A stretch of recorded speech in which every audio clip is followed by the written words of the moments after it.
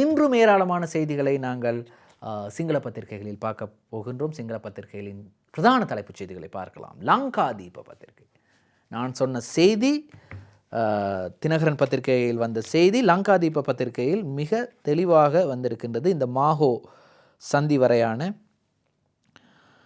புகையிரத பாதை මාව කෝච්චි පාර යළි හැරීම මැකෝ නවත්වයි පාර භාගයට අදලා දේශපාලනයොත් එන්න ඉඳලා.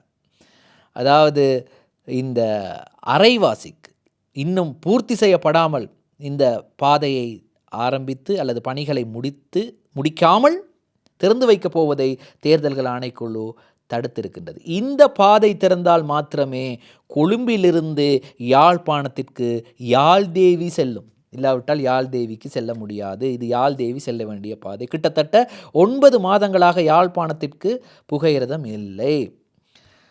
சரி, தேசப்பிரேமி ஜாத்திக பெரமுனே சமுலுவட்ட பொலு மூரு கல்லியாக் வெதி அலாபானி என்று வந்திருக்கின்றது.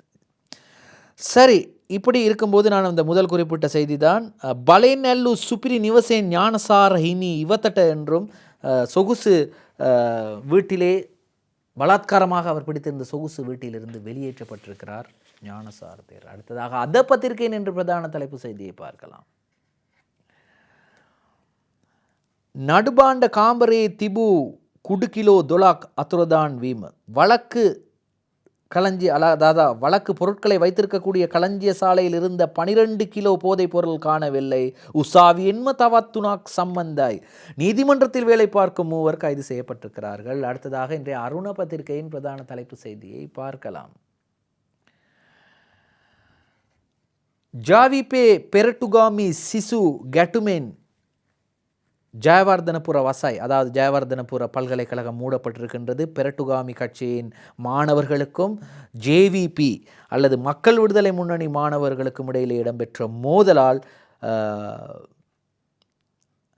ஜெயவர்தனபுர பல்கலைக்கழகம் மூடப்பட்டிருக்கின்றது மறு அறிவித்தல் வரை. அதேபோன்று மே ரணில்கே அனுரகை பொலிட்டிக்கல் ஆதர கதாவ், அதாவது ரணிலும் அனுரையும் தேர்தல் காலத்திலே அல்லது அரசியல் காதல் கதை என்று சஜித் பிரேமதாச சொல்லியிருக்கக்கூடிய கதையும் வந்திருக்கின்றது. அடுத்ததாக இன்றைய திவைன பத்திரிகையின் செய்தியை பார்க்கலாம்.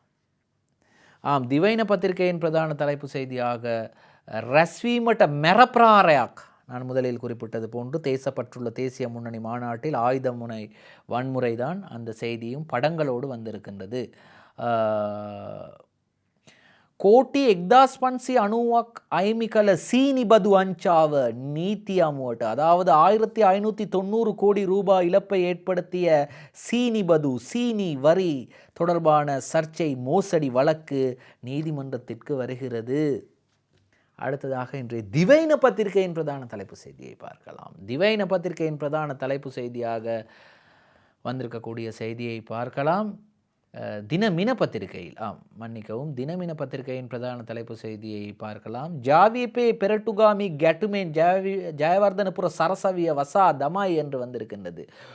உத்துரு தும்ரிய மார்க்க விவூர்த்தவை என்று வந்திருக்கின்றது. ஆனால் விவூர்த்தவை என்று சொல்ல முடியாது, தேர்தல் ஆணைக்குழு தலையிட்டு அதை தடுத்திருக்கிறது. உத்துரு தும்ரிய மார்க்க விவூர்த்தவான் நே என்று தான் நாங்கள் சொல்ல வேண்டியிருக்கின்றது.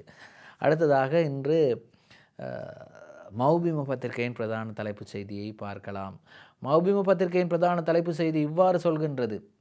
ஜனாதிபதி வர்ணே டமி அபேட்சகையான்கே பாசுகம் இவத்தட, நான் முதல் குறிப்பிட்டது போன்று ஜனாதிபதி தேர்தலிலே செயற்படாத வேட்பாளர்களது வசதிகளை அகற்றி இருக்கிறது தேர்தல்கள் ஆணைக்குழு. சரி, இன்றும் ஏராளமான செய்திகளை ஸ்டார் தமிழின் நம் நாடு நிகழ்ச்சியில் கொண்டு வந்தோம்.